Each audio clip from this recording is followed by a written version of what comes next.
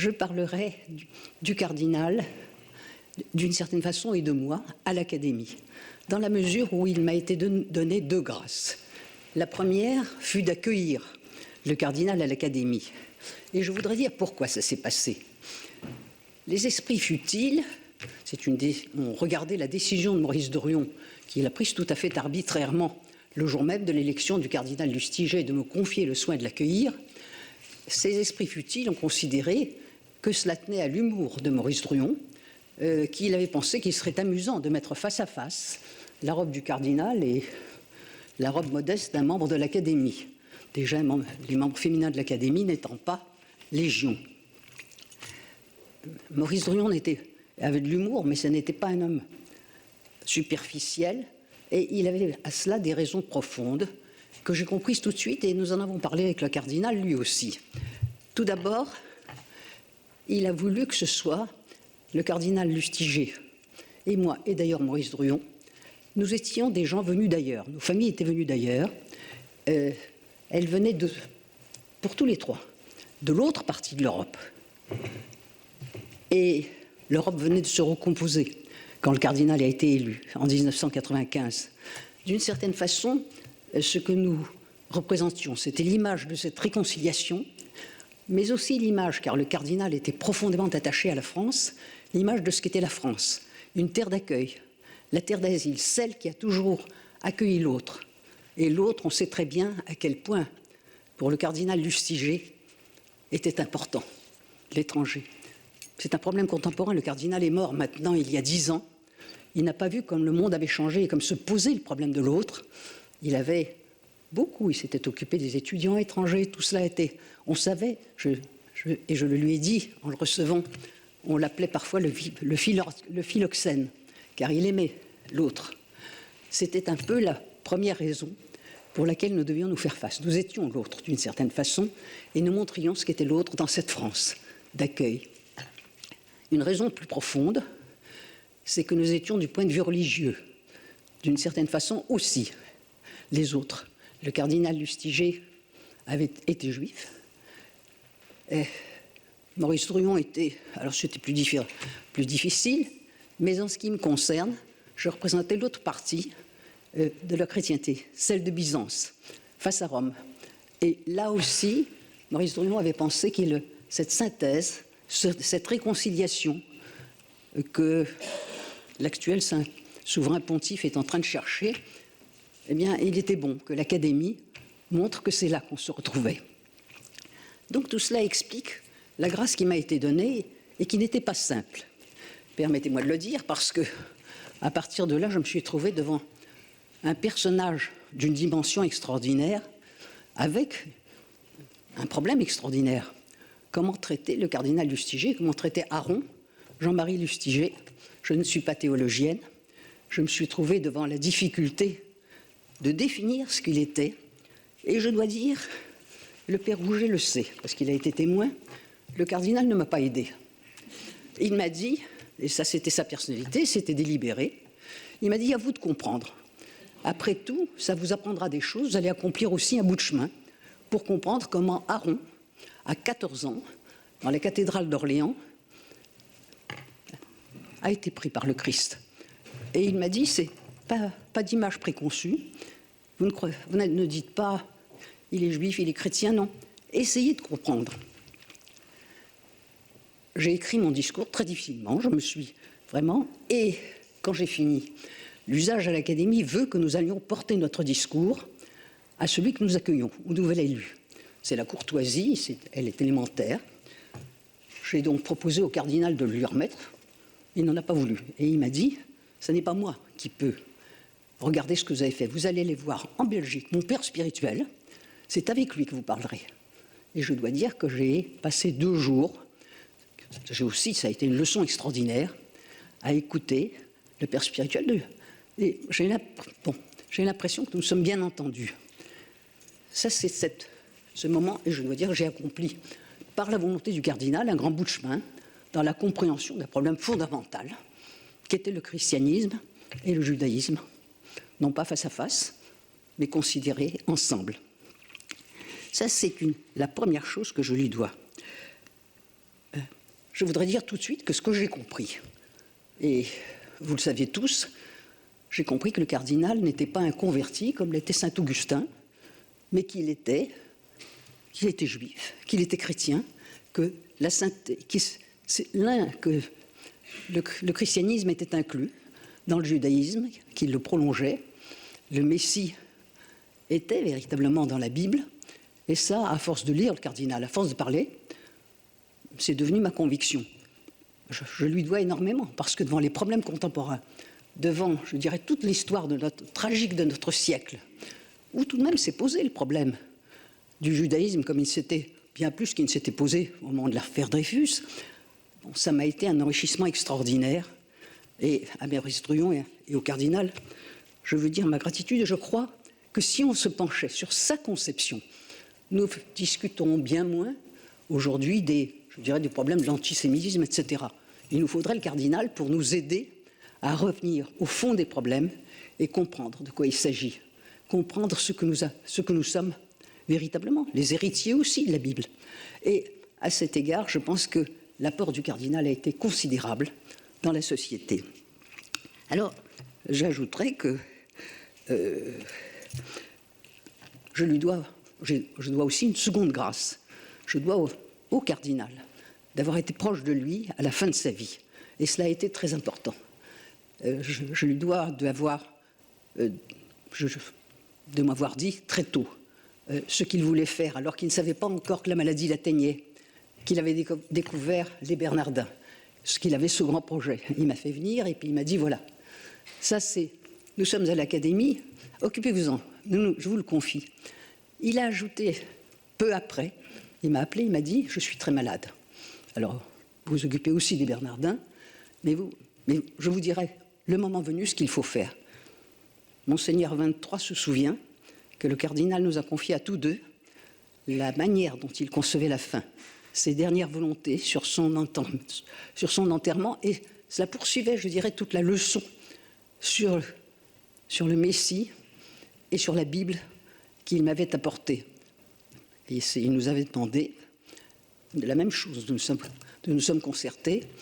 Il avait dit ce qu'il souhaitait. Il souhaitait que le Kaddish soit dit à l'entrée de Notre-Dame, qu'ensuite Notre-Dame l'accueille et que s'arrête, je dirais, le judaïsme, c'était le christianisme. Il entrait en christianisme, exactement comme il avait été à 14 ans dans la cathédrale d'Orléans. C'était tout à fait saisissant. Le cardinal était très malade quand il nous a dit ça.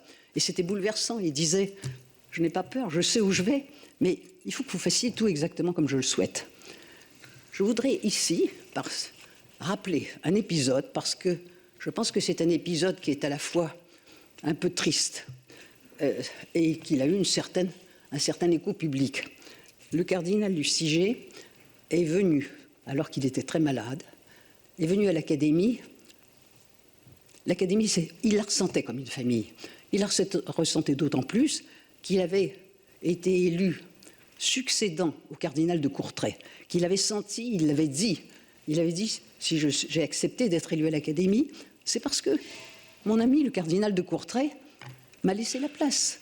Et donc, l'Académie était sa famille. C'était aussi le lieu, je dirais, le lieu où on fait ses adieux, du temps où on mourait décemment, c'est-à-dire on mourait entouré des siens, on leur faisait ses adieux. C'est exactement la tradition que le cardinal a voulu suivre. Il est venu à l'Académie, il savait que c'était la dernière fois, nous expliquer qu'il était à bout de force, qu'il allait partir et qu'il ne nous quittait pas. Alors là, il y a eu un incident extrêmement malheureux. Il s'agissait véritablement, je dirais, d'une tradition très profonde, la manière de mourir entouré des siens.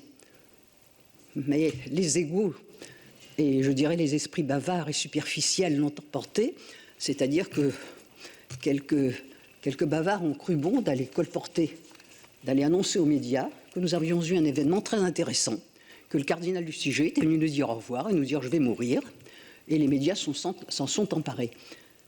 Je savais très bien que ce n'était pas l'intention du cardinal. Je suis allé le voir tête basse pour me demander qu'il excusât cet excès de zèle, et avec sa bonté naturelle Il m'a dit, bon, c'est en effet pas ce que je voulais faire. Mais l'homme est faillible, alors nous acceptons ce qui s'est passé. Mais là aussi, je dirais, ça a été un moment tout à fait exceptionnel. Dans cette sagesse du cardinal, tout d'un coup, qui était venu accomplir un geste très particulier, geste dévoyé, mais qui a senti que, après tout, c'était aussi sa famille et que les faiblesses des siens, on les regarde en souriant.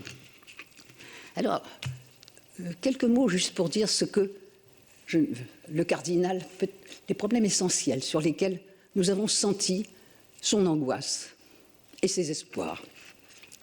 Et d'abord, il y a ce qui me frappe, c'était l'inquiétude du cardinal devant la vitesse du progrès humain, du progrès scientifique et la question centrale qui se posait.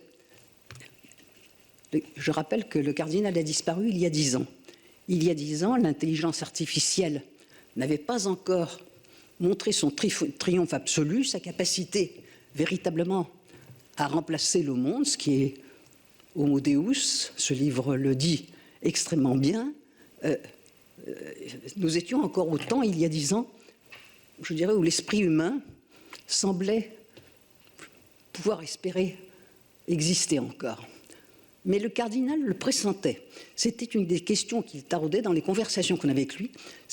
Il était hanté par l'idée que ce progrès, jusqu'où irait-il?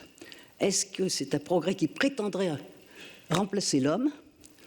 Et nous y sommes. Le transhumanisme, il ne l'a pas vu, mais il l'a très bien perçu. Et en regardant en arrière, le temps a marché très vite. Je ne me souviens pas que ces questions aient été... Si, elles étaient posées par des hommes des scientifiques, qui ont occupé une place éminente à l'Académie. Jean Burger, Jean Bernard étaient très inquiets, deux savants, étaient très inquiets de ce qu'ils percevaient. Mais là encore, ils ont disparu avant que ce soit absolument clair. Mais on y est aujourd'hui. Et devant ces questions, la science et la raison, je pense au cardinal et je pense à ce qu'il nous a apporté. Il nous a laissé un héritage absolument remarquable à cet égard. Et je dirais que nous lui devons beaucoup. Ces questions sont là, véritablement, dans notre vie de chaque instant à l'Académie. Vous savez, l'Académie française, c'est un lieu tout à fait étrange, où une fois qu'on est élu pour toujours. L'enveloppe charnelle disparaît, mais votre personnalité, votre esprit est là. Nous regardons, Maurice Druon avait placé le cardinal près de la porte, de ce côté-là. La salle étant ici, pratiquement devant le passage qui conduit dans la grande salle des séances. Je ne peux pas regarder de ma place cette salle sans voir entrer le cardinal.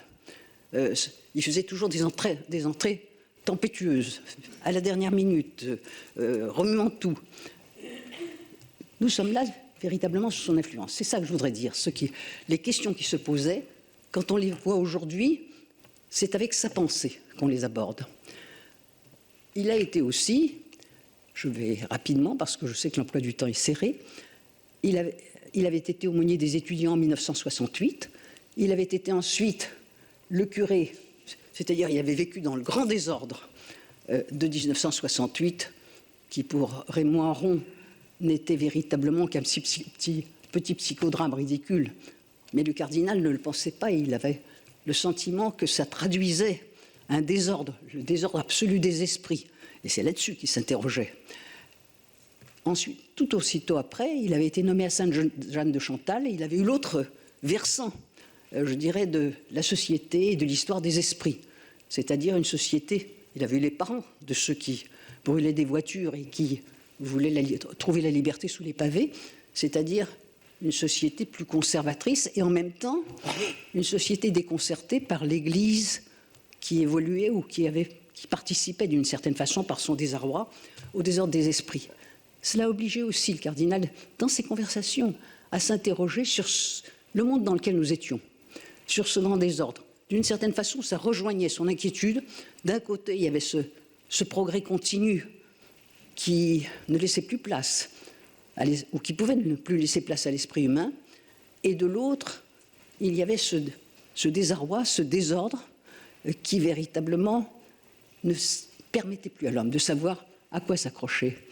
Et il était ce qu'il nous disait, ce sur quoi il était très ferme, c'est son inquiétude devant la montée de l'individu qui voulait tout, qui estimait que le monde se construisait autour de lui, dont la liberté était précisément la capacité à définir ce qu'il voulait, le monde tel qu'il l'entendait. Et là aussi, le cardinal nous remettait les esprits à l'endroit. À cet individu, il opposait la personne, et la véritable liberté de la personne. La liberté de la personne telle que, je dirais, telle que s'inscrit dans le dessein du Créateur. C'est-à-dire, non pas en fonction des hommes, des modes, non pas en fonction des aspirations de chacun, mais en fonction d'un véritable dessein éternel. Bon, pour vous, pour beaucoup d'entre vous, ça paraît évident. Dans ces années troublées qui avaient suivi 68, dans les effets de 68, le cardinal nous disait exactement comment il fallait voir l'homme en face de la société, ce qu'était sa liberté. Et je dirais qu'il y a une notion qui disparaît du monde, c'est la notion du bien et du mal. Et l'insistance du cardinal sur le fait que le bien et le mal sont des notions absolues, qu'il y a une frontière entre les deux, que c'est par là que nous devons, je dirais, suivre notre chemin, ça paraît évident. Ce sont des conceptions tout à fait révolutionnaires aujourd'hui. Et si nous en avons parfois conscience, c'est à lui que nous le devons. Alors, on peut dire on pourrait croire qu'il avait une vision pessimiste de la société. Je voudrais finir en disant qu'il nous a appris l'optimisme. D'abord avec son projet des Bernardins. Il voulait construire. Dans ce monde ébranlé, dans ce monde du désordre, le cardinal suivait un chemin qui était celui, d'une certaine façon, de la reconquête, des esprits libres qui pourraient reconquérir leur destin. C'est le dessein, véritablement, des Bernardins qu'il a voulu. C'était aussi l'école cathédrale, ce qu'il a construit, c'est-à-dire la recherche d'une nouvelle attractivité de l'Église pour de nouveaux, je dirais, des prêtres différents, des hommes qui venaient différemment à Dieu. Il a construit, c'est-à-dire ce qu'il nous a offert, c'est l'espérance que dans ce monde de désordre, avec un certain nombre de repères, et c'est ce qu'il offrait, nous pourrions retrouver l'espérance. C'est là-dessus que je voudrais terminer. Vous allez tous parler de différents aspects du cardinal, et notamment de ses rapports à la politique, mais ce que je voudrais dire, c'est qu'il a été dans cette maison où son esprit souffle. Il a été l'homme qui nous a obligés à ouvrir les yeux sur un monde qui était effrayant, qui avait été effrayant au XXe siècle, et pour nous donner au bout du parcours l'espérance que, en entrevoyant la lumière dont il était porteur, eh bien, notre destin serait souriant. Merci de votre attention.